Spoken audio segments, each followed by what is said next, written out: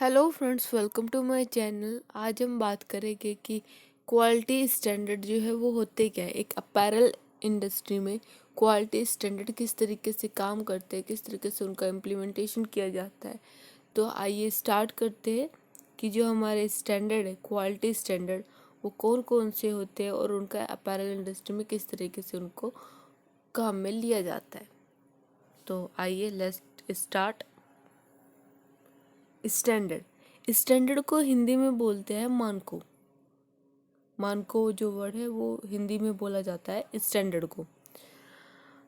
It is a document that has been prepared, approved and published by a recognised standard organisation. इसमें क्या चीज़ बताई गई है कि जो हमारा जो स्टैंडर्ड है, ठीक है, स्टैंडर्ड जो वर्ड है ये एक डॉक्यूमेंट होता है जिसको हिंदी में दस्तावेज बोलते हैं। कि जो स्टैंडर्ड है वो क्या है, स्टैंडर्ड एक दस्तावेज है, एक डॉक्यूमेंट है जिसे किसी मान्यता प्राप्त स्टैंडर्ड ऑर्गेनाइजेशन, मानक संगठन द्वारा इसको तैयार किया गया है, इसको अप्रूव्ड किया गया है और इसको उसके बाद इसको क्या किया गया है, इसको पब्लिश्ड किया गया है। ठीक है, तो इसमें क्या चीज़ बताई गई है कि स्टैंडर्ड क्या है। स्टैंडर्ड एक दस्तावेज है, एक डॉक्यूमेंट है जिसे किसी मान्यता प्राप्त स्टैंडर्ड ऑर्गेनाइजेशन द्वारा इसको तैयार किया गया है, इसको फिर अप्रूव्ड किया गया और उसके बाद इसको पब्लिश किया गया है। एंड सर्टेन रूल, रिक्वायरमेंट और procedure for an orderly approach to a specific activity. और इसमें क्या चीज़ बताई गई है कि और इसमें एक विशिष्ट गतिविधि, मतलब इसमें एक स्पेसिफिक एक्टिविटी के लिए एक ऑर्डरली अप्रोच के लिए इसमें एक नियम, इसमें आवश्यकता और इसमें प्रक्रिया जो है वो शामिल होती है। इसमें कुछ सर्टेन रूल्स, कुछ आवश्यकता मतलब कुछ रिक्वायरमेंट, कुछ प्रोसीजर, इन सब की क्या पड़ती है, इन सब की हमें ज़रूरत पड़ती है किसी एक स्पेसिफिक एक्टिविटी को अप्रोच करने के लिए, उसको देखने के लिए। ठीक है, इसके बाद इसमें क्या चीज़ बताई गई है कि इट में इंक्लूड प्रोडक्ट डिज़ाइन रिक्वायरमेंट। कि product design requirement, test method, classification, recommended practice and other consideration. तो इसमें क्या चीज़ बताई गई है कि इसमें प्रोडक्ट डिज़ाइन आवश्यकताएं, उसके बाद उसके test method, classification, recommended practice और अन्य विचार भी शामिल हो सकते हैं। तो इसमें आपके स्टैंडर्ड में क्या क्या चीज़ शामिल हो सकती है। इसमें आपका प्रोडक्ट का डिज़ाइन रिक्वायरमेंट, कि आपके प्रोडक्ट की क्या डिज़ाइन है, क्या डिज़ाइन की आपको आवश्यकता पड़ेगी, वो चीज़ इसमें शामिल होगी। इसमें टेस्ट मेथड, आप कौन सा टेस्ट मेथड आप यूज़ करोगे उसके लिए, वो चीज़ इसमें शामिल होती है। उसका क्लासिफिकेशन क्या है वो इसमें शामिल होता है। रिकमेंडेड प्रैक्टिस क्या क्या है, आपको किन किन चीज़ों की आपको प्रैक्टिस की ज़रूरत पड़ेगी, इसमें वो सारी चीज़ें क्या होती है इसमें शामिल होती है। और भी जो अन्य जो विचार जो होते हैं वो सारे क्या होते हैं इसके स्टैंडर्ड के साथ वो आपके शामिल होते हैं। तो स्टैंडर्ड को क्या चीज़ बताई गई है कि स्टैंडर्ड क्या है। स्टैंडर्ड आपका एक डॉक्यूमेंट है जिसको किसी मान्यता प्राप्त स्टैंडर्ड ऑर्गेनाइजेशन द्वारा इसको तैयार किया गया है, इसको अप्रूव्ड किया गया है और इसको प्रकाशित किया गया है, इसको मतलब पब्लिश्ड किया गया है। और इसमें कुछ सर्टेन रूल, कुछ रिक्वायरमेंट, कुछ आपके प्रोसीजर, ठीक है, इन सब ये सारी चीज़ें भी क्या होती है, ये सब भी इसमें शामिल होती है एक स्पेसिफिक एक्टिविटी को अप्रोच करने के लिए। दूसरी चीज़ इसके अंदर और क्या क्या चीज़ जो है वो शामिल होती है, इसके अंदर product design requirement, test method, classification, recommended practice और कुछ अदर जो हमारे जो विचार होते हैं वो सारे भी इसके अंदर क्या होते हैं, ये सारे भी इसके अंदर हमारे शामिल होते हैं। तो ये थी कि आपका जो स्टैंडर्ड है, ठीक है, क्वालिटी स्टैंडर्ड। स्टैंडर्ड जो है वो उसके अंदर क्या क्या चीज़ आती है। क्वालिटी का मतलब तो गुणवत्ता हो गया, ठीक है, लेकिन स्टैंडर्ड जो है, स्टैंडर्ड जो है वो होता क्या है। तो स्टैंडर्ड हमारा क्या है? स्टैंडर्ड हमारा एक डॉक्यूमेंट है जिसको हम किस तरीके से तैयार करते, इसको एक मान्यता प्राप्त, मतलब एक आपके स्टैंडर्ड ऑर्गेनाइजेशन द्वारा ये तैयार किया जाता है, उसके बाद इसको अप्रूव किया जाता है, उसके बाद इसको पब्लिश्ड किया जाता है। तो ये क्या है? ये हमारा एक डॉक्यूमेंट है।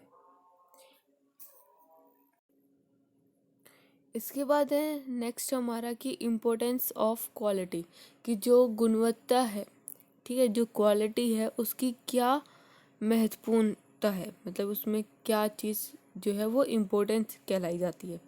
इसमें हमारे कुछ पॉइंट्स है जो इसके अंदर आते हैं। सबसे पहला है हमारा टोट कंपटीशन, मतलब एक कठिन प्रतियोगिता है, एक ज़्यादा हार्ड जो है वो कंपटीशन इसमें दिखाई देता है। सेकंड पॉइंट है हमारा एजुकेटेड कस्टमर, जो ग्राहक है वो क्या है? वो शिक्षित है, मतलब ये एजुकेटेड है, जो आपके कस्टमर है वो क्या है? एजुकेटेड है। इसके बाद है थर्ड पॉइंट है हमारा right specification, right time, right price.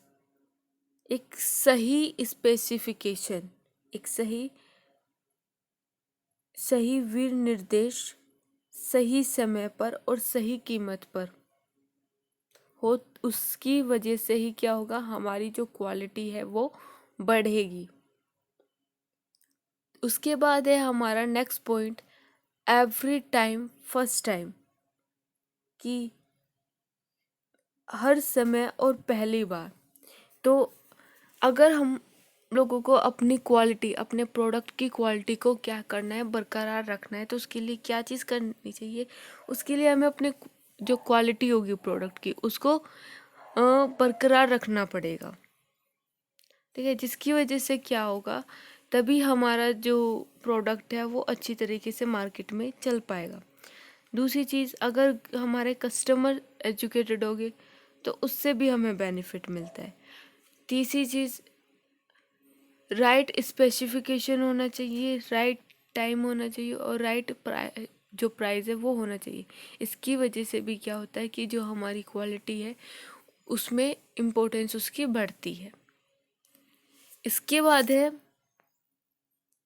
Traditional method.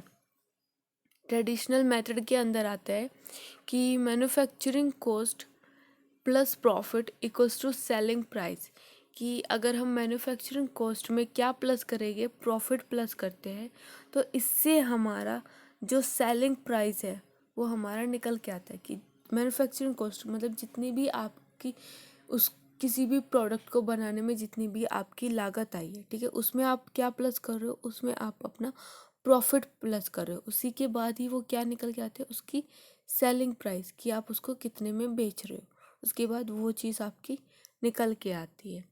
What customer expect in minimum selling price, कि जो ग्राहक होता है, जो अपेक्षा करता है, यह कम से कम बकरी का जो है वो मूल्य होता है। तो इसमें क्या चीज़ बताई गई है कि कस्टमर क्या चीज़ अपेक्षा करता है, ठीक है, वह हमारा कम से कम जो है वो बिक्री का हम क्या रखते हैं? उसका प्राइस रखते हैं। इसके बाद इसमें बोला गया है कि डिज़ायर मेथड, जो हमारा डिज़ायर मेथड है वो क्या होता है? कि सेलिंग प्राइस जो है वो किसके जितनी होती है? अगर हमारी सेलिंग प्राइस जो है वो क्या है? घटेगी, तो मैन्युफैक्चर कॉस्ट जो है वो भी घटती है, प्लस उसके साथ हम अपना जो प्रॉफिट है वो क्या कर लेते हैं? उसको बढ़ा लेते हैं। इसके बाद है हमारा next point base for the system, जो हमारा जो बेस है, ठीक है, वो किन चीज़ों पे आधारित होता है? सबसे पहला क्वालिटी, गुणवत्ता पर, सेकंड कस्टमर, ग्राहक पर, और थर्ड है हमारा लास्ट प्राइस। तो सिस्टम का जो बेस है वो किन चीज़ों पे आधारित होता है? क्वालिटी पर, ग्राहक पर, कस्टमर पर और प्राइस पर। तो इन तीन चीज़ों पर हमारा जो सिस्टम है उसका जो बेस है वो आधारित होता है। इसके बाद बोला गया है कि आपका इंस्पेक्शन वर्सेस क्वालिटी कंट्रोल, कि एक इंस्पेक्शन और क्वालिटी कंट्रोल जो है इसमें क्या अंतर होता है, कि क्वालिटी कंट्रोल क्या होती है और हमारा जो इंस्पेक्शन है वो क्या होता है। तो आइए स्टार्ट करते हैं कि जो क्वालिटी है, क्वालिटी कंट्रोल क्या होता है और इंस्पेक्शन जो है वो क्या होता है। इंस्पेक्शन स्टार्ट आफ्टर प्रोडक्शन, की जो निरीक्षण है, ठीक है, जो इंस्पेक्शन है वो उत्पादन के बाद शुरू होता है। जब हमारा जो प्रोडक्शन है, एक बार जब हमारा प्रोडक्शन बनना शुरू हो जाता है, उसके बाद क्या होता है, हमारा इंस्पेक्शन जो है वो स्टार्ट होता है।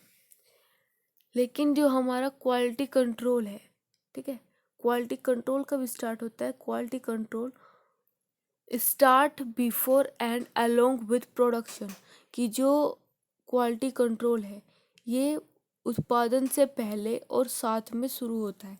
मतलब जो हम प्रोडक्शन कर रहे हैं ये उससे पहले, ये रॉ मटेरियल से स्टार्ट हो जाता है और उसी के साथ साथ ये चलता रहता है जब तक हमारा प्रोडक्ट जो है वो तैयार नहीं हो जाता। तो इसमें यही डिफरेंस है कि जो इंस्पेक्शन है वो प्रोडक्शन के बाद शुरू होगा, लेकिन जो हमारा क्वालिटी कंट्रोल है ये प्रोडक्शन से पहले और उसके साथ साथ ये चलता रहता है। इसके बाद है second point, great good and bad. मतलब इसमें आप जो इंस्पेक्शन है आप इसमें अच्छे और बुरे को क्या कर सकते हो, उसको अलग कर सकते हो। लेकिन जो क्वालिटी कंट्रोल है इसमें ensure that bad thing will not happen. लेकिन क्वालिटी कंट्रोल में हम क्या करते हैं, क्वालिटी कंट्रोल में हम इंश्योर करते हैं, हम ये सुनिश्चित करते हैं कि जो बुरी चीज़ें हैं वो ना हो पाए, ठीक है, जो बैड थिंग है वो चीज़ ना ज़्यादा हो पाए। ये चीज़ हम क्या करते हैं, ये चीज़ हम अपने क्वालिटी कंट्रोल के अंदर ये चीज़ हम इंश्योर करते हैं, उनको पक्का करते हैं। लेकिन इंस्पेक्शन में क्या होता है, उसमें हम बुरी चीज़ें क्या है और अलग चीज़ें क्या है उनको क्या कर सकते हैं, हम उनको अलग अलग कर सकते हैं।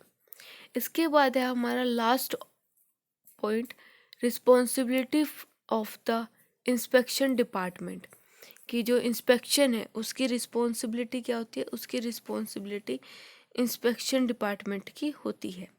कि जो इंस्पेक्शन विभाग है, जो हमारा निरीक्षण जो विभाग है उसकी जिम्मेदारी होती है। इंस्पेक्शन करने की जिम्मेदारी किसकी होती है, निरीक्षण विभाग की, जो इंस्पेक्शन डिपार्टमेंट है उसकी जिम्मेदारी होती है। लेकिन जो क्वालिटी कंट्रोल है इसकी एवरीबॉडी रिस्पॉन्सिबिलिटी, जो वो क्वालिटी कंट्रोल होता है उसकी जिम्मेदारी हर किसी की होती है, क्योंकि ये हर एज पर ये करी जाती है। ये प्रोडक्शन शुरू करने से पहले से लेके उसके साथ साथ ये चलती रहती है, जिसकी वजह से हर किसी इंसान की जिम्मेदारी होती है क्वालिटी को बरकरार रखना, उसको कंट्रोल करने की। तो ये हमारे इंस्पेक्शन और जो क्वालिटी कंट्रोल है उसके डिफरेंस थे कि इनमें क्या क्या अंतर जो है वो हमें देखने को मिलते हैं। जो इंस्पेक्शन है ये हमारा प्रोडक्शन के बाद शुरू होता है, लेकिन जो हमारा क्वालिटी कंट्रोल है ये प्रोडक्शन से पहले और उसके साथ स्टार्ट हो जाता है। दूसरी चीज़, इंस्पेक्शन जो है ये अच्छे और बुरे को क्या करते हैं, उन दोनों को अलग अलग कर देता है। लेकिन जो हमारा क्वालिटी कंट्रोल है वो ये चीज़ सुनिश्चित करता है कि जो बुरी चीज़ है वो चीज़ ना हो पाए, उसको कम करने की कोशिश करता है। उसके बाद जो इंस्पेक्शन है वो, जो हमारा इंस्पेक्शन डिपार्टमेंट है, जो हमारा निरीक्षण विभाग है उसकी जिम्मेदारी होती है इंस्पेक्शन करने की। लेकिन जो हमारा क्वालिटी कंट्रोल है, ठीक है, क्वालिटी कंट्रोल की जो जिम्मेदारी है वो हर किसी मेंबर की होती है, क्योंकि ये हर एज में, ये हर स्टेज में ये क्या किया जाता है, वो चीज़ करी जाती है। इसके बाद बताया गया है कि इंट्रोडक्शन टू क्वालिटी स्टैंडर्ड क्या है। मतलब जो इंट्रोडक्शन है आपका क्वालिटी स्टैंडर्ड का, वो क्या चीज़ इसमें बताई गई है। Quality standard is a documented process intended to control work resulting in a certain level of excellent quality। इसमें क्या चीज़ बताई गई है कि जो हमारा जो क्वालिटी स्टैंडर्ड है, जो गुणवत्ता मानक जो है वो एक डॉक्यूमेंटेड प्रोसेस है। तो इसमें क्या चीज़ बताई गई है कि जो हमारा क्वालिटी स्टैंडर्ड को क्या चीज़ बताई गई? क्वालिटी स्टैंडर्ड एक डॉक्यूमेंटेड प्रोसेस है, ठीक है, जिसका उद्देश्य कार्य को नियंत्रित करना है। जिसका उद्देश्य क्या है? कार्य को क्या करना है? उसको कंट्रोल करना है, ठीक है। ये किस इंटेंडेड से किया जाता है? जो क्वालिटी स्टैंडर्ड है वो किस इरादे से किया जाता है कि हम क्या कर सके, हम अपने काम को कंट्रोल कर सके, जिसके परिणाम स्वरूप एक सर्टेन लेवल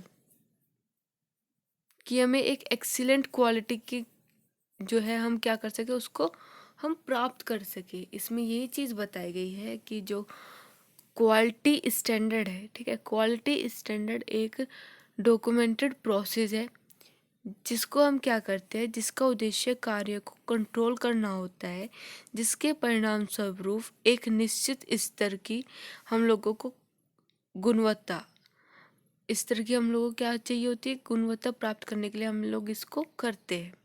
मतलब हम रिजल्ट में हम लोगों को क्या चीज़ मिल सके कि हमें एक सर्टेन लेवल की क्वालिटी जो है हम उसको प्राप्त कर सके। इसलिए हम क्या चीज़ करते हैं, हम लोग क्वालिटी स्टैंडर्ड जो है उसको बनाते हैं, उस चीज़ को करते हैं, ठीक है। क्वालिटी स्टैंडर्ड जो है ये एक हमारा डॉक्यूमेंटेड प्रोसेस है जो कि काम को कंट्रोल करने के लिए ये किया जाता है। The standard degree of control is a basis for its selection for achieving that level of quality. तो इसमें क्या चीज़ बताई गई है कि स्टैंडर्ड के नियंत्रण की डिग्री गुणवत्ता के उस स्तर को प्राप्त करने के लिए इसके चयन का आधार करती है, इसका जो है वो सिलेक्शन करती है। तो इसमें क्या चीज़ बोली गई है कि जो हमारा स्टैंडर्ड है, ठीक है, स्टैंडर्ड के कंट्रोल की जो डिग्री होती है वो क्वालिटी के उस स्तर को प्राप्त करने के लिए होती है, उसको वो सिलेक्ट करने का क्या होता है, एक आधार होता है। उसके बाद इसमें बताया गया है कि जो सिलेक्शन है, ठीक है, जो हमारा जो स्टैंडर्ड है इसको हम कितने तरीके से कर सकते हैं। स्टैंडर्ड हम दो तरीके से बना सकते हैं, ठीक है। स्टैंडर्ड जो है ये दो तरीके के होते हैं। पहला है हमारा वॉलेंटरी कॉन्शियस स्टैंडर्ड एंड, और सेकंड है हमारा रेगुलेटरी स्टैंडर्ड, ठीक। तो जो स्टैंडर्ड है वो कितने तरीके के होते हैं? दो तरीके के होते हैं बेसिक। पहला वॉलेंटरी कॉन्शियस स्टैंडर्ड जिसको बोला जाता है स्वैच्छिक आम सहमति मानक, और दूसरा है हमारा वॉलेंटरी स्टैंडर्ड जो नियामक मानकों। तो ये दो तरीके के स्टैंडर्ड है जिनसे हम क्या करते हैं, हम अपने क्वालिटी स्टैंडर्ड को जो है हम चेक करते हैं। तो इसमें क्या है कि जो हमारा क्वालिटी स्टैंडर्ड है वो क्या चीज़ होती है? क्वालिटी स्टैंडर्ड एक डॉक्यूमेंटेड प्रोसेस है जिसका उद्देश्य क्या होता है कि किसी भी कार्य को कंट्रोल करना होता है, जिसके परिणाम स्वरूप हम क्या करते हैं, हम एक सर्टेन लेवल की जो क्वालिटी होती है उसको हम प्राप्त कर पाते हैं।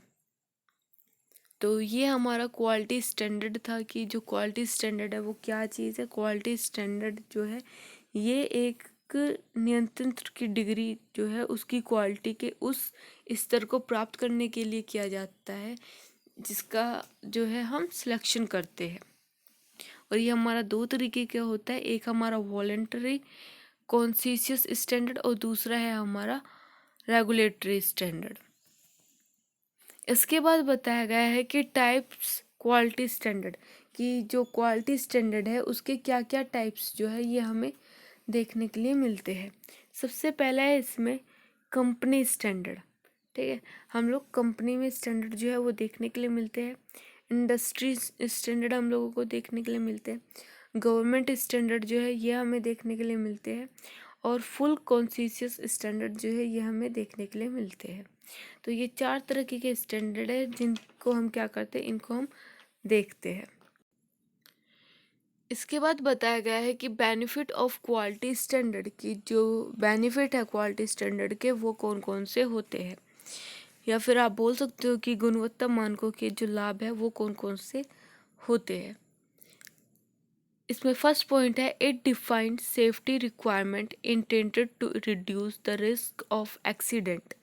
कि ये जो है, जो हमारे जो क्वालिटी स्टैंडर्ड है उसके लाभ में सबसे पहला पॉइंट क्या है कि यह दुर्घटना के जोखिम को कम करने के उद्देश्य से सुरक्षा आवश्यकताओं को परिभाषित करता है। इसमें क्या चीज़ बताई गई है कि यह दुर्घटना के जोखिम कि जो भी हमारा एक्सीडेंट जो रिस्क जो होते हैं उनको कम करने के उद्देश्य से इसको सुरक्षा आवश्यकताओं को परिभाषित किया गया है। इसको किस चीज़ में डिफाइन किया गया है? इसको सेफ्टी रिक्वायरमेंट के उद्देश्य से इसको क्या किया गया है? इसको डिफाइन किया गया है, जिससे हमारे जो एक्सीडेंट के जो रिस्क है वो क्या हो सके, उनको हम कम कर सके। इसके बाद इसमें सेकंड पॉइंट बताया गया है कि it set a level of performance for product.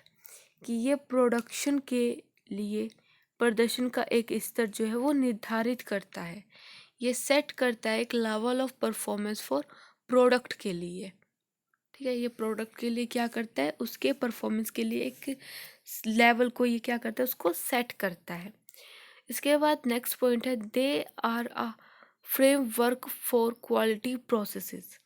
कि ये गुणवत्ता प्रक्रियाओं के लिए एक रूपरेखा है। कि इसमें क्या चीज़ बताई गई है, ये क्वालिटी प्रोसेस के लिए क्या है, एक फ्रेमवर्क इसको बताया गया है। It reduce cost and save money. ये लागत को कम करता है और पैसे को क्या करता है, उसको बचाता है। तो इसमें बेनिफिट में जो है कि क्या चीज़ आई है, क्या चीज़ बताई गई है कि स्टैंडर्ड जो क्वालिटी स्टैंडर्ड है, ठीक है, ये क्या चीज़ करती है, अगर क्वालिटी स्टैंडर्ड हमारे बने हुए रहते हैं तो वे हमारे लागत को भी कम करते हैं और दूसरे हमारे पैसों को भी क्या करते हैं, उसको बचाते हैं। इसके बाद हमारा नेक्स्ट पॉइंट है, encapsulation for best practice avoid repetition of past mistake. कि ये क्या चीज़ करती है, ये सबसे बेस्ट प्रैक्टिस है किसका, एनकैप्सुलेशन का। ठीक है, ये एनकैप्सुलेशन का सबसे बेस्ट क्या है, प्रैक्टिस है, जो क्या करता है, ये अवॉइड करता है रिपीटेशन, मतलब ये जो दोहराव है उससे क्या करता है, उससे हमें बचाता है। और पिछली जितने भी पास्ट में जो गलती हुई रहती है उनसे ये हमें क्या करता है, उनसे हमें ये बचाता है कि हम वो गलती जो है दोबारा से अपने काम में ना कर सके। तो ये क्या चीज़ बताई गई है कि ये अवॉइड करता है रिपीटेशन फॉर पास्ट मिस्टेक। कि जो भी हमने पास्ट में जो गलती करी हुई है उनसे हम क्या कर सके, उनसे हम बच सके, उनको दोहराने, उनको हम वापस से दोहराए नहीं, उस चीज़ से ये क्या करता है, हम लोगों को उन गलतियों से वो बचाता है। इसके बाद नेक्स्ट पॉइंट है हमारा, it facilitate communication and prevent misunderstanding. कि यह कम्युनिकेशन और प्रिवेंट मिसअंडरस्टैंडिंग की ये क्या करता है, हमें सुविधा देता है। कि ये संचार और गलतफहमी की सुविधा जो है ये हमें देता है कि हम अच्छे से क्या कर सके, कम्युनिकेट कर सके, और मिसअंडरस्टैंडिंग मतलब गलतफहमी होने से क्या कर सके, हम उस चीज़ को रोक सके। तो इस चीज़ की भी ये हमें क्या कर देता है, इस चीज़ की भी हमें फैसिलिटेट देता है, सुविधा देता है। They provide continuity. ये हमें एक निरंतरता प्रदान करता है, मतलब ये हमें क्या चीज़ प्रोवाइड करता है, एक कंटिन्यूटी काम में ये हमें क्या करता है, प्रोवाइड करता है। तो जो बेनिफिट ऑफ क्वालिटी स्टैंडर्ड है, इसमें क्या क्या चीज़ आती है कि ये हमारे जो भी एक्सीडेंट जो रिस्क जो होता है, ठीक है, जो दुर्घटना के जो जोखिम होते हैं उसको क्या करता है, ये कम करने के उद्देश्य से हम क्या करते हैं, इसको हम सेफ्टी रिक्वायरमेंट के उसमें हम इसको डिफाइन करते हैं। दूसरी चीज़, ये प्रोडक्शन मतलब ये आपके प्रोडक्ट के लिए ये प्रदर्शन का एक स्तर है जो है, इसको निर्धारित किया गया है। मतलब ये इसमें क्या चीज़ बताई गई है कि ये आपके प्रोडक्ट के परफॉर्मेंस के लेवल को इसको सेट कर दिया जाता है। ठीक है, दूसरी चीज़, क्वालिटी प्रोसेस जो होते हैं ये आपके फ्रेमवर्क पर के लिए होते हैं। ये आपकी लागत को भी कम करता है और आपके पैसे को भी क्या करता है, उसको बचाता है। ये बेस्ट प्रैक्टिस है इनकैप्सुलेशन की, जो अवॉइड करता है आपके रेपुटेशन को, आपके पास्ट में जो भी मिस्टेक हुई हो रही होगी उसको क्या करता है, ये अवॉइड करता है। दूसरा, ये फैसिलिटेट, ये आपको सुविधा देता है कम्युनिकेशन करने की और मिसअंडरस्टैंडिंग को दूर करने के लिए ये आपको क्या करता है, फैसिलिटेट देता है। और ये हमें प्रोवाइड कराता है एक कंटिन्यूटी, कि जो हमारा काम है वो एक कंटिन्यूटी में जो है वो चलता रहे।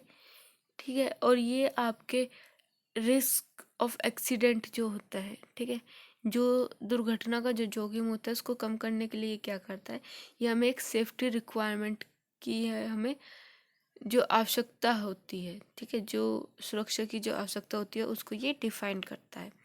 तो ये सारी जो पॉइंट्स है ये हमारे आती है कि हमें बेनिफिट, हमें क्या क्या लाभ होते हैं अगर हम क्वालिटी स्टैंडर्ड जो है वो चीज़ करते हैं। इसके बाद आते हैं कि इसके बाद आता है कि आपका सोर्सेज ऑफ क्वालिटी स्टैंडर्ड, कि जो क्या क्या स्रोत है जिसके द्वारा आप क्या करते हो, आप अपनी क्वालिटी स्टैंडर्ड को आप चेक करते हो। कौन कौन से ऐसे आपके सोर्सेज जो है वो बनाए गए हैं क्वालिटी स्टैंडर्ड को चेक करने के लिए। इसमें सबसे पहले है आपका AATCC, मतलब AATCC। ये क्या चीज़ होती है, इसकी फुल फॉर्म है आपकी कि American association for textile chemist and colourist. इसको बोला जाता है कि AATCC। इसकी फुल फॉर्म क्या है, American association for textile chemist and colourist. ठीक है। इसके बाद है हमारा ASTM, ANSI जो है इसकी फुल फॉर्म क्या होती है, अ, इसकी फुल फॉर्म होती है हमारी अमेरिकन नेशनल स्टैंडर्ड इंस्टीट्यूट। इसके बाद है हमारा BSI, ब्रिटिश स्टैंडर्ड इंस्टीट्यूट। उसके बाद है हमारा ISO होता है, और BIS होता है। BIS जो है ये हमारा ब्यूरो ऑफ इंडियन स्टैंडर्ड कहलाया जाता है। इसके बाद हमारा IOS होता है, ISO होता है, इसको बोलते हैं इंटरनेशनल ऑर्गेनाइजेशन फॉर स्टैंडर्डाइजेशन। उसके बाद हमारा JIN है, जापानीज इंडस्ट्रियल स्टैंडर्ड। CSA है, कनाडा स्टैंडर्ड एसोसिएशन। इसके अलावा भी हमारे DIN है, और जो अदर है उसके अंदर आते हैं हमारे EN जो हमारे यूरोपियन स्टैंडर्ड होते हैं, या फिर AS जो हमारे ऑस्ट्रेलियन स्टैंडर्ड होते हैं। तो ये सारे जो स्टैंडर्ड है, ठीक है, ये सारे स्टैंडर्ड जो 10 स्टैंडर्ड है इनका यूज़ किया जाता है हमारे क्वालिटी स्टैंडर्ड को चेक करने के लिए। इसमें सबसे पहले आता है हमारा American association for textile chemist and colourist, AATCC। ठीक है। ये क्या होता है, ये किस तरीके से इसमें काम किया जाता है, तो it began developing and stabilising testing procedure in 1921। तो इसमें क्या चीज़ बताई गई है कि इसने 1921 में परीक्षण प्रक्रियाओं को विकसित करना और उसको स्थापित करना क्या कर दिया था, शुरू कर दिया था। इसने क्या चीज़ करी थी कि इसने 1921 में इसने डेवलप करना, जो भी इसकी जो टेस्ट थे, जो भी इसकी टेस्टिंग प्रोसीजर जो थे उनको डेवलप करना और उनको इस्टेब्लिश करना इसने क्या कर दिया था, स्टार्ट कर दिया था। इसके बाद इसमें बोला गया है कि it represent a board spectrum of expertise in textile research, manufacturing, design and marketing. कि यह क्या है, कि यह एक कपड़ा अनुसंधान, मतलब ये एक आपका जो टेक्सटाइल है, ठीक है, ये आपका टेक्सटाइल रिसर्च, उसका मैन्युफैक्चरिंग, उसका डिज़ाइन और उसकी जो मार्केटिंग है, इनमें एक विशेषज्ञता के व्यापक स्पेक्ट्रम, उसके एक रिप्रेजेंट के लिए एक बोर्ड स्पेक्ट्रम का क्या करता है, ये एक इसके लिए क्या करता है, ये एक प्रतिनिधित्व जो है ये करता है, एक्सपर्टीज ये इसके अंदर करता है। तो इसमें क्या चीज़ बताई गई है कि यह एक टेक्सटाइल रिसर्च, ये टेक्सटाइल रिसर्च आपका मैन्युफैक्चरिंग, डिज़ाइन, मार्केटिंग, इन सब के लिए ये क्या करता है, ये एक रिप्रेजेंट करता है एक बोर्ड स्पेक्ट्रम को, जो क्या कर सके, जो प्रतिनिधित्व कर सके, जो इनको एक्सपर्टीज कर सके।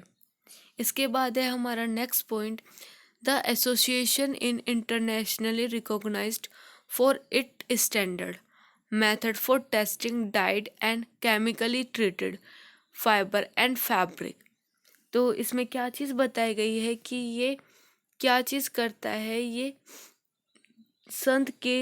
ये संद को रंगे और रासायनिक रूप से जो उपचारित रेशे जो होते हैं और कपड़े के परीक्षण के जो स्टैंडर्ड है उनके तरीकों के लिए क्या करता है, ये एक अंतर्राष्ट्रीय स्तर पर उनको मान्यता प्राप्त कराता है। ठीक है, the association in internationally organised for it standard method for testing dye and chemically treated fibre and fabric, जो टेस्ट करते हैं, ठीक है, जो डाई को टेस्ट करते हैं और जो chemically treated fibre and fabric जो होते हैं, ठीक है, उनको ये एक स्टैंडर्ड मेथड के लिए ये एक इंटरनेशनल स्तर पर क्या करता है, उसको एक मान्यता प्राप्त ये कराता है। Each ASTM test method has a numerical designation. प्रत्येक जो ASTM जो है परीक्षण गतिविधियाँ जो है, टेस्ट मेथड जो है, उसके अंदर एक क्या होते हैं, उसके अंदर न्यूमेरिकल डिजाइनेशन जो है वो होते हैं।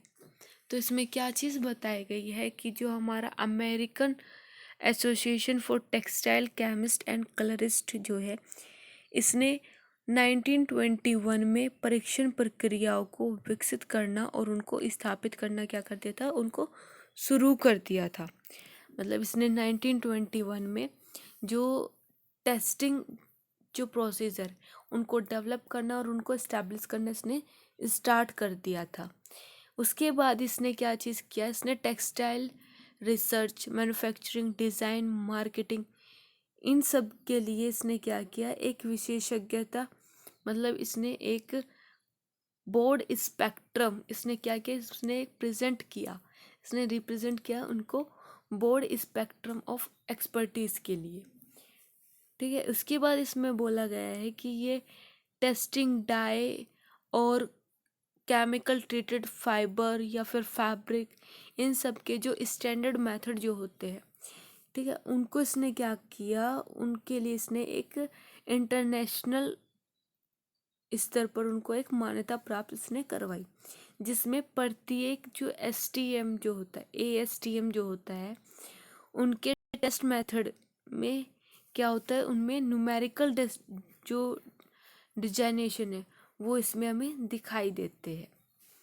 तो ये था हमारा AATCC, American association for textile chemist and colourist जो है ये क्या होता है। तो इसी तरीके से हमारे और भी अलग अलग होते हैं। इसके बाद हम बात करेंगे ANSI क्या होता है, American association for textile chemist and colourist. AATCC के बाद जो हमारा स्टैंडर्ड आता है, सेकंड स्टैंडर्ड, वो है हमारा ANSI, जिसकी फुल फॉर्म होती है अमेरिकन नेशनल स्टैंडर्ड इंस्टीट्यूट। तो आइए बात करते हैं कि अमेरिकन नेशनल स्टैंडर्ड इंस्टीट्यूट जो है इसके अंदर क्या चीज़ होती है। It adopted it's presence name in 1969।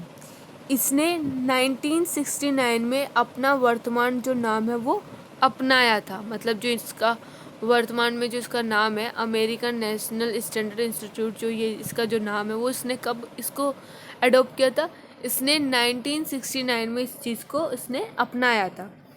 इसके बाद इसमें बोला गया है it steadily increasing its effort to coordinate and approve voluntary national standard, कि यह एक स्वैच्छिक राष्ट्रीय मानकों के समन्वय और अनुमोदन के अपने प्रयासों में लगातार वृद्धि कर रहा है। मतलब इसमें क्या चीज़ बताई गई है कि ये बहुत ही ज़्यादा स्पीड से ये इंक्रीज हो रहा है और इसका जो इफ़ेक्ट है, ठीक है, वो किस चीज़ पे पड़ रहा है, कोऑर्डिनेट पे, और जो कोऑर्डिनेट को ये इफ़ेक्ट कर रहा है, दूसरी चीज़ ये अप्रूव कर रहा है वॉलेंट्री नेशनल स्टैंडर्ड को,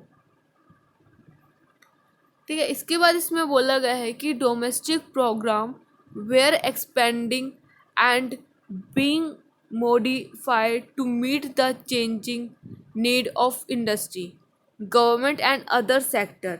ये हमारा जो उद्योग है, जो इंडस्ट्री है, जो सरकार को पूरा करने के लिए जो डोमेस्टिक प्रोग्राम जो है उनका ये विस्तार से और जो संशोधन है वो किया जा रहा है। इसके अंदर क्या क्या चीज़ करी जा रही है, इसके अंदर इंडस्ट्री को लेके, सरकार को लेके, इसको सरकार को पूरा करने के लिए इसमें जो डोमेस्टिक जो प्रोग्राम है, ठीक है, उन सब पर विस्तार से, उन सब पे हम क्या कर रहे हैं, विस्तार से उनको संशोधन उनको किया जा रहा है, उनमें जो है चेंजेस जो है वो करे जा रहे हैं।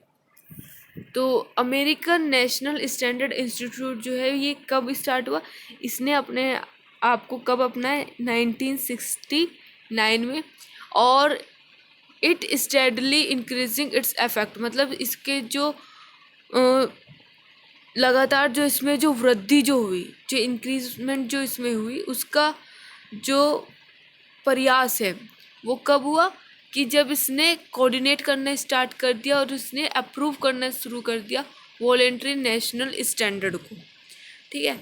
दूसरी चीज़ इंडस्ट्री, गवर्नमेंट सेक्टर, और जो इंडस्ट्री हो गई, हमारी सरकार हो गई, गवर्नमेंट हो गई, या फिर जो हमारे अदर जो सेक्टर है उनको पूरा करने के लिए जो डोमेस्टिक प्रोग्राम को क्या किया जा रहा है, उनको विस्तार से उनको संशोधित किया जा रहा है। तो ये था हमारा कि हमारा अमेरिकन नेशनल स्टैंडर्ड इंस्टीट्यूट जो है वो होता क्या है। इसके बाद आता है हमारा next standard, British standard institute, BSI, जिसकी फुल फॉर्म होती है हमारी ब्रिटिश स्टैंडर्ड इंस्टीट्यूट। इसमें क्या चीज़ बताई गई है, the world's first management system quality standard, ये हमारे विश्व का पहला मैनेजमेंट सिस्टम क्वालिटी स्टैंडर्ड जो है ये बताया गया है। ये हमारा क्या चीज़ है, ब्रिटिश स्टैंडर्ड इंस्टीट्यूट क्या है, ये हमारे वर्ल्ड का सबसे पहला मैनेजमेंट सिस्टम क्वालिटी स्टैंडर्ड जो है बताया गया है। BS 5750 was published by BSI in 1979। जो BS 5750 जो है ये 1979 में BSI द्वारा इसको प्रकाशित किया गया था। इसके बाद सेकंड पॉइंट है इसमें, it produce standard and information product that promote and share best practice. ये क्या करता है, ये स्टैंडर्ड, ये क्या चीज़ करता है, ये स्टैंडर्ड को और जो इंफॉर्मेशन है प्रोडक्ट की उसको, उसी के साथ साथ ये क्या उनको क्या करता है, उसको प्रोड्यूस करता है, ठीक है। ये क्या चीज़ प्रोड्यूस करता है, ये स्टैंडर्ड को प्रोड्यूस करता है, प्रोडक्ट की इंफॉर्मेशन को प्रोड्यूस करता है, जिससे वो क्या कर सके, प्रोडक्ट को प्रमोट कर सके, उसके बेस्ट प्रैक्टिस शेयर के लिए उसको वो क्या कर सके, वो उसको प्रमोट कर सके। इसके बाद है हमारा last point, over 30,000 BSI standard and publication are created. 30,000 से अधिक BSI स्टैंडर्ड और प्रकाशन जो है वो बनाए जा चुके हैं। तो जो BSI जो है, ये जो हमारा ब्रिटिश स्टैंडर्ड इंस्टीट्यूट जो है, ये 30,000 से ज़्यादा अब तक का जो है ये BSI जो है वो बना चुके हैं और इनको पब्लिश कर चुके हैं। इसके बाद जो नेक्स्ट आता है वो है हमारा numbering British standard, NBS। NBS की फुल फॉर्म होती है नंबरिंग ब्रिटिश स्टैंडर्ड। ठीक है, इसमें क्या चीज़ बताया गया है, the British standard are titled as BS। BS को क्या चीज़ बताया गया है, BS को हम बोल सकते हैं नंबरिंग ब्रिटिश स्टैंडर्ड, BSXYZ। कोई भी नंबर होगा, BS कोई भी नंबर, और यहाँ पे ईयर का टाइटल।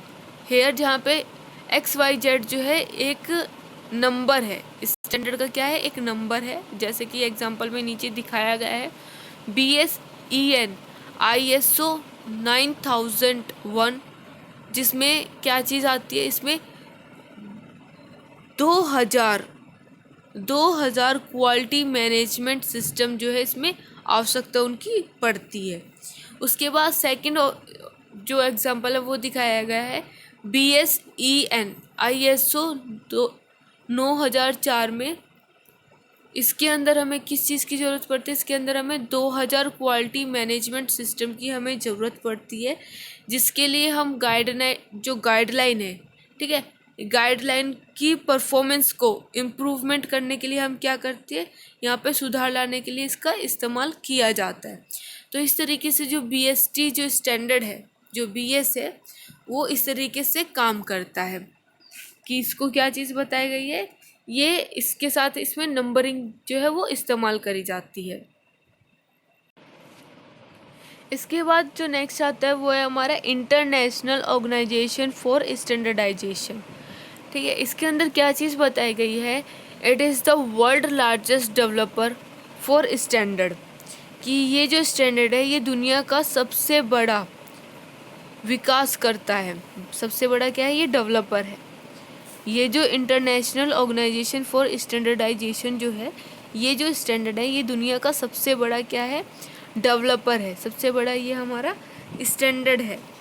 इसमें बताया गया है their principal activity is to develop technical and economical standard, कि इसकी जो प्रमुख जो गतिविधि है वो तकनीकी और किफ़ायती स्टैंडर्ड को विकसित करना होता है। इसके अंदर हम क्या चीज़ डेवलप करते हैं, इसके अंदर हम जो टेक्निकल स्टैंडर्ड को या फिर जो हमारे इकोनॉमिकल जो स्टैंडर्ड है उनको हम इसके अंदर क्या करते हैं, उनको डेवलप करते हैं। इसके बाद इसमें नेक्स्ट पॉइंट बताया गया है the work is normally carried out through ISO technical community, कि जो इसके अंदर जो वर्क है वो नॉर्मली किस तरीके से वो किया जाता है, जो ISO जो तकनीक समिति जो है, ISO टेक्निकल जो कम्युनिटी है, इसके माध्यम से ये चीज़ करी जाती है। इसमें जो काम है वो नॉर्मली जो हमारा इंटरनेशनल ऑर्गेनाइजेशन फॉर स्टैंडर्डाइजेशन जो है, इसके अंदर काम किस तरीके से किया जाता है, इसके अंदर जो काम है वो ISO टेक्निकल कम्युनिटी के थ्रू इसके अंदर काम जो है वो हम कर सकते हैं। इसके बाद नेक्स्ट पॉइंट इसमें बताया गया है इन एडिशन में European and domestic version be published as, इसके अलावा इसमें यूरोपियन और जो डोमेस्टिक वर्जन है इस प्रकार प्रकाशित जो है वो किया गया है, जैसे यहाँ पे नीचे दिखाया गया है EN ISO XYZ ईयर, इसका मतलब है आपका European version for the international standard, और BSEN ISO XYZ ईयर, इसका मतलब है आपका British version of the international standard. तो इस तरीके से जो है ये हमारा क्या करता है, काम करता है। इसके बाद नेक्स्ट आता है हमारा BIS। BIS क्या है, BIS का फुल फॉर्म होती है ब्यूरो ऑफ इंडियन स्टैंडर्ड, ये होती है हमारा BSI, bureau of Indian standard. इसमें क्या चीज़ बताई गई है, it is a statutory body setup established in 1986। ये जो है ये 1986 में ये स्थापित करी गई थी। यह एक स्टैट्यूटरी बॉडी सेटअप है, मतलब ये एक वैधानिक निकाय है। जो ब्यूरो ऑफ इंडियन स्टैंडर्ड जो है ये 1986 में इसको इस्टेब्लिश किया गया था, और ये एक स्टैट्यूटरी बॉडी सेटअप इसको बोला गया है। इसके बाद इसमें बताया गया है the bureau is a body corporate and responsible for formulating national standard.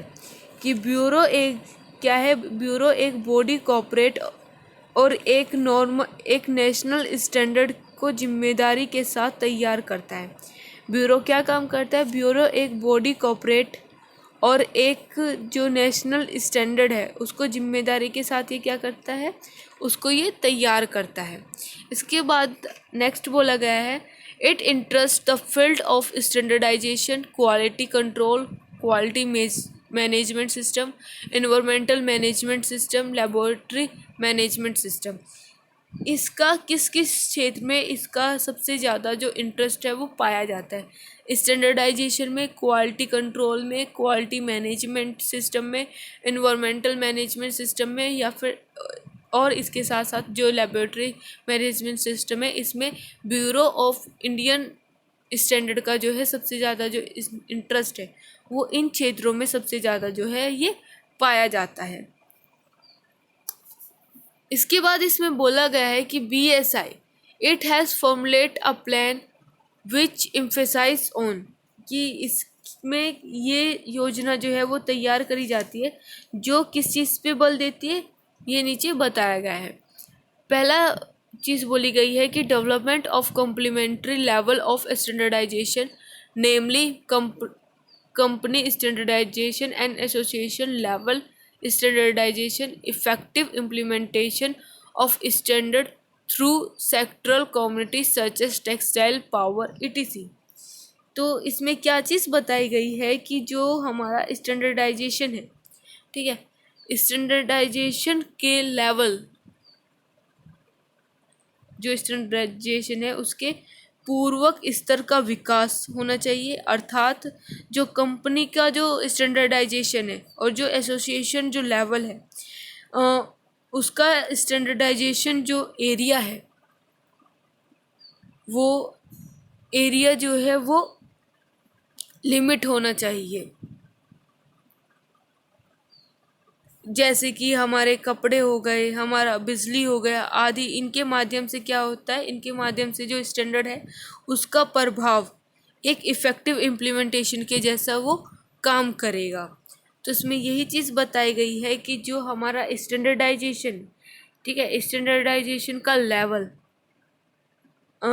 जो स्टैंडर्डाइजेशन के पूर्वक स्तर का विकास होता है, अर्थात इसके जो कंपनी का जो स्टैंडर्ड है, company standardisation and association level standardisation होना चाहिए, इफ़ेक्टिव इम्प्लीमेंटेशन होनी चाहिए स्टैंडर्ड के थ्रू सेक्टर कम्युनिटी के द्वारा, जैसे हमारे टेक्सटाइल हो गया, हमारा पावर हो गया, इन सब में। इसके बाद इसमें बोला गया है next point, state level community on standardisation and quality system to ensure better implementation of Indian standard. कि जो हमारे जो इंडियन इसमें क्या चीज़ बताई गई है कि जो हमारे इंडियन स्टैंडर्ड है, इंडियन स्टैंडर्ड को इम्प्लीमेंटेशन करने के लिए हम क्या करते हैं, हम स्टैंडर्डाइजेशन और जो हमारा क्वालिटी सिस्टम है इनको बेहतर सिस्टम पर राज्य जो है स्तरीय हम सम्मानित बनाते हैं, इनको क्या करते हैं, इनको एक बेटर लेवल पे हम इसको कम्युनिटी कर देते हैं, ठीक है। एक स्टेट लेवल कम्युनिटी को हम कैसे करते हैं, उसको स्टैंडर्डाइजेशन के लिए या फिर उसको क्वालिटी सिस्टम के लिए उसको इंश्योर बेटर कराने के लिए हम क्या करते हैं, इनको इंडियन स्टैंडर्ड पर हम उसको इम्प्लीमेंट करते हैं।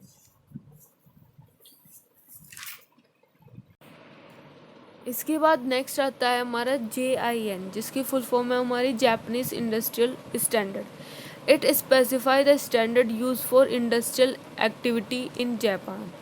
ये जो स्टैंडर्ड है ये स्पेसिफिक किस चीज़ के लिए इसका इस्तेमाल किया जाता है, जो जापान की जो इंडस्ट्रियल जो एक्टिविटी है उसके लिए इसका इस्तेमाल जो है वो किया जाता है।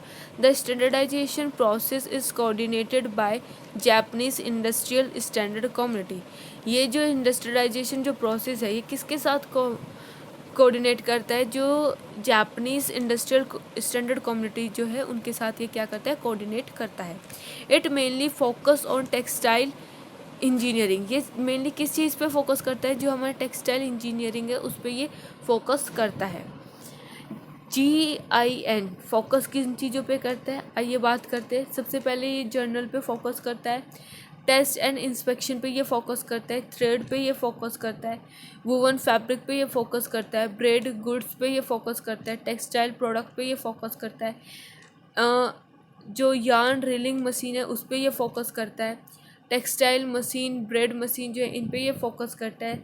इसके साथ ही ये हमारा डाइंग फिनिशिंग मशीन जो होता है इन सब पे ये क्या करता है, ये फोकस करता है। इसके बाद है हमारा सबसे last standard ISO 9000 series of standard. इसके अंदर हमारी बहुत सारी सीरीज़ जो है वो आती है। ISO की फुल फॉर्म होती है international organisation for standardisation. ISO जो है ये बहुत ज़्यादा इम्पोर्टेंट हमारा जो स्टैंडर्ड है वो इसके अंदर आते हैं। इसकी फुल फॉर्म क्या है, इंटरनेशनल ऑर्गेनाइजेशन फॉर स्टैंडर्डाइजेशन। इसमें क्या चीज़ बताई गई है, this standard was first release in March 1987।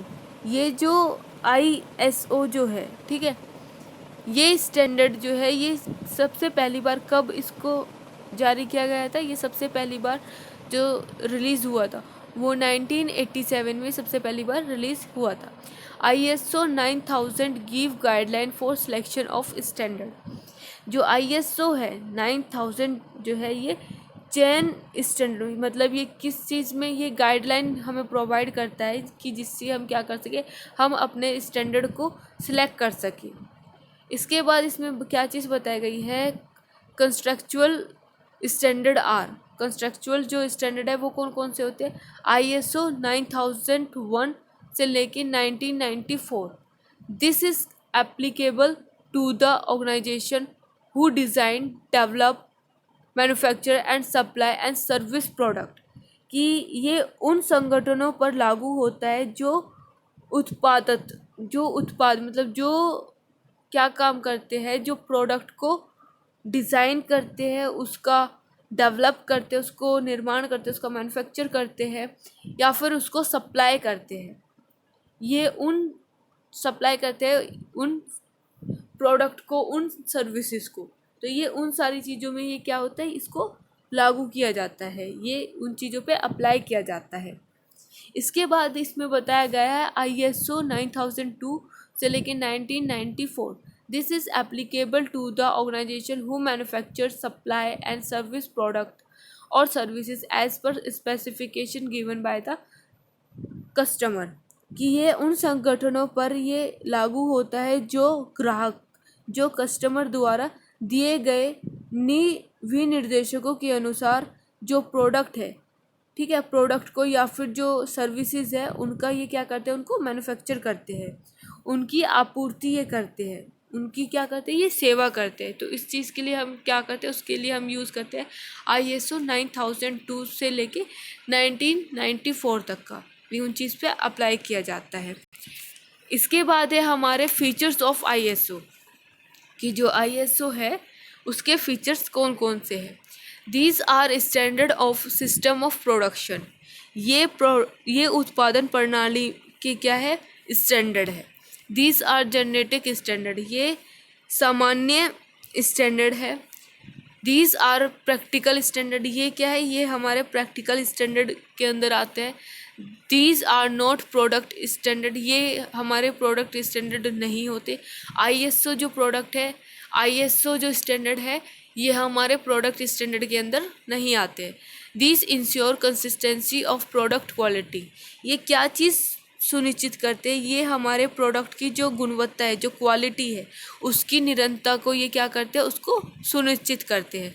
ये हमारे प्रोडक्ट स्टैंडर्ड नहीं होते, बल्कि ये क्या चीज़ सुनिश्चित करते हैं, ये हमारे प्रोडक्ट की क्वालिटी की कंसिस्टेंसी, जो निरंतरता है, उसको सुनिश्चित करते हैं। In this mistake are correct in a systematic way, so chance of repetition जो है रिड्यूस। तो इसमें क्या चीज़ बताई गई है कि इसमें क्या किया जाता है कि ये हमारा एक व्यवस्थित तरीके से जो गलती होती है उसको सुधारा इसमें जाता है, कि इसमें हम जो भी मिस्टेक जो हो जाती है उसको सुधारने के लिए इसमें काम किया जाता है, कि जो भी हमने जो पहले जो मिस्टेक करी है वो मिस्टेक हम इसमें ना दोहरा सके। तो उसके लिए ये क्या किया जाता है, हमारा ISO जो स्टैंडर्ड है वो करा जाता है। तो ये थे हमारे स्टैंडर्ड जो हमारे क्वालिटी के लिए यूज़ करे जाते हैं, प्रोडक्ट की क्वालिटी में ये हमारे अलग अलग स्टैंडर्ड जो है इंडिया में ये चीज़ करी जाती है। आई होप आप लोगों को ये जो स्टैंडर्ड है वो समझ में आए होंगे कि किस तरीके से कौन सा स्टैंडर्ड जो है वो क्या काम करता है, कब वो इस्टेब्लिश हुआ। Thank you.